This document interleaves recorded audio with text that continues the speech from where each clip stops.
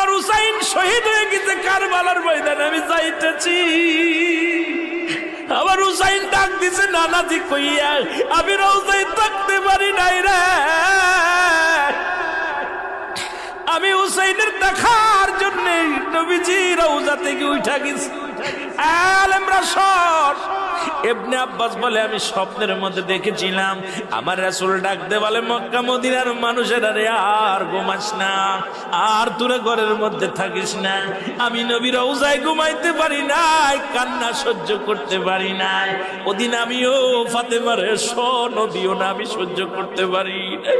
আমার হুসাইন যখন ডাক দিয়েছিল না নাজিয়া মুহাম্মাদ মুহাম্মাদান করে যেদিন ডাক দিয়েছিল রে, সেদিন আমি নবী রওজা থেকে পাগলের মতো উঠে কারবালা পর্যন্ত চলে গিয়েছিলাম।